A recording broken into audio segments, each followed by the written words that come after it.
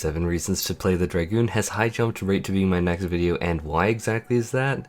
Well, because Dragoon is fucking awesome, and we always have time for Dragoon on this channel. Let's see, if I had to give a quick elevator pitch for the Dragoon, I'd say that the Dragoon is a comically mobile DPS with one of the most engaging rotations to ever grace Final Fantasy XIV. There's always something to do, rarely are you just left there bored. Like, we're talking some very insane stuff, like Dragoon even has a mini off-global cooldown rotation in their main on-global cooldown rotation. Like, who even does that? I'd say stop trying to make fetch happen, but you know what, Dragoon actually really made fetch happen, if you know what I'm saying. Not to mention the party buffs, good lord, Battle Litany is one of the most beloved iconic skills in the entire game. Real quick before we get into the points is I would super intensely appreciate if you jumped on that like button and cat dagged that subscribe button. Just be careful, don't out DPS the like button, it gets really sad when you do that. So reason number 1 is it's all about its rotation. Dragoon is a highly muscle memory focused job with a laid out rotation that essentially cycles from what I'd call a quote unquote back rotation. We're going to be doing a lot of thrusting here, but boys. True thrust into disembowel into chaotic spring into wheeling thrust. What the Dragoon does next is really what ties it together, is wheeling thrust will then activate Fang and Claw, which is actually a part of what we are calling the flank rotation on this channel. Executing this then super buffs True Thrust into what is called Ride-In Thrust, and then you go through the flank rotation of Vorpal Thrust into Heaven's Thrust into Fang and Claw, and as you probably guessed it at this point, it wheels back all the way to wheeling thrust. The Dragoon's core rotation is highly structured, and its cyclical nature is what makes it feel really great while also remaining intuitive.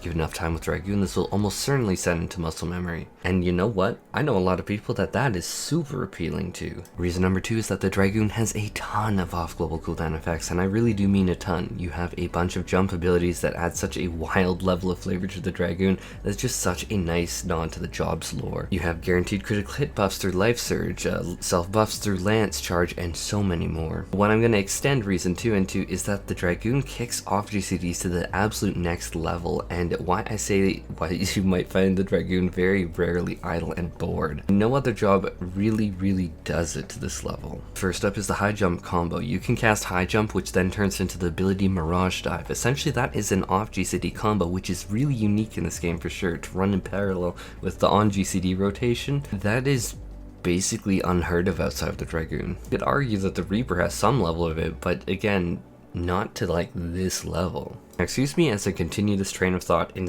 reason 3, because this all has interplay with one another in the off GCDs. Reason number 3 is that the Dragoon's core class mechanic and gauges are freaking incredible, while also still being intuitive. You're gonna notice a theme here. Dragoon, I really do think, is brilliantly structured, as well as so many other people that I talk to. They're just like, Dragoon, you couldn't pay me to get off Dragoon. Dragoon is my baby. And if anything happened to Dragoon, well, it'd be really bad. Let's go through some examples. That Mirage Dive will either half open the Eye of the Dragon or fully open it. That takes 2 Mirage Dive combos to fully open it. Then they have an ability called Cool, which is an off GCD ability that I didn't mention early, that you can really use every 30 seconds. Essentially though, it boils down to every second Goal. I'm gonna struggle with that, I'm so sorry guys.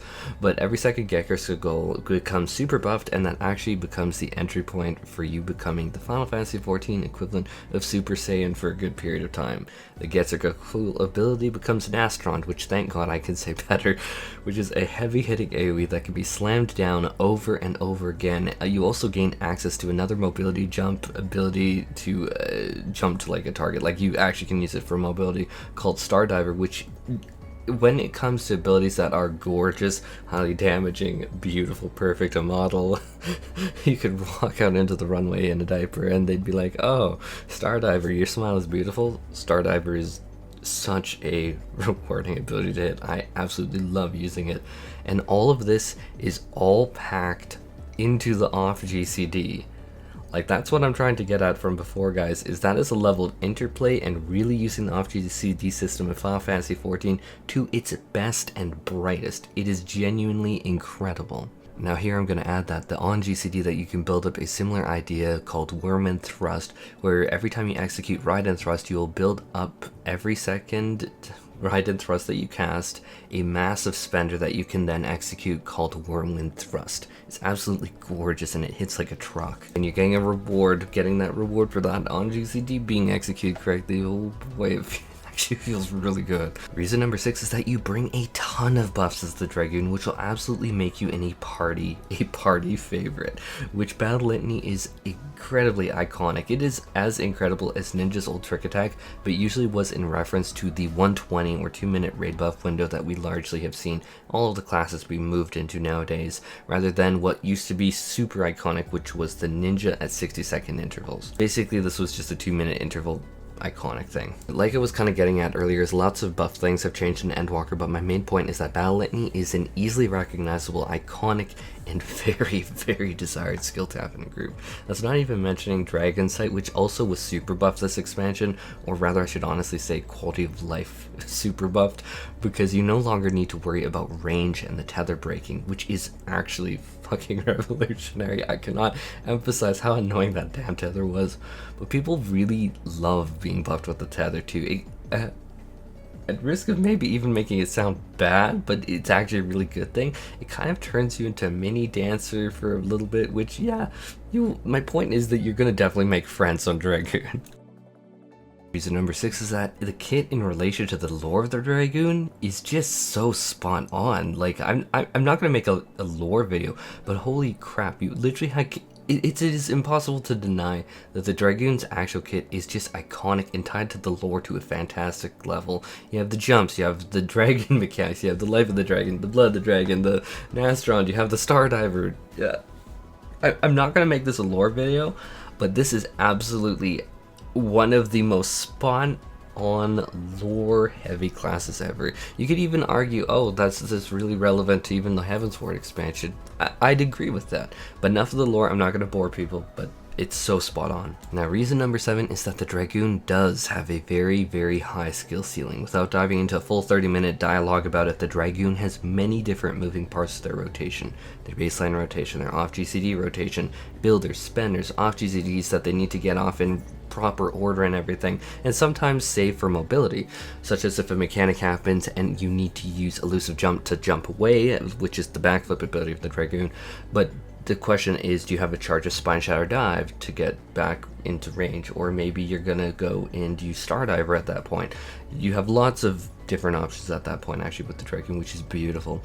But another thing is that the Dragoon brings so many buffs mentioned in the last point that Dragoon really has their own personal buffs on top of that, which adds into basically you becoming your own raid buff window, if I'm quite frank with you. It really essentially you are a walking talking raid buff window, which I know sounds similar to what I said to the Bard, but Dragoon is kind of like the melee DPS kind of equivalent to the Bard, kind of sort of. It's just like it took the pairing with someone from the Dancer, it took the big crit hit raid buff from the Bard, and it was like, okay, let's make it something. But you're also bringing your own personal buffs on top of it with Life Search, which guarantees a critical strike on the next weapon skill used, which is overwhelmingly usually paired with Heaven's Thrust or Lance Charge. You need to, in a burst window, get all of the different buffs out at the right time and line them up while doing your rotations and going absolutely ham.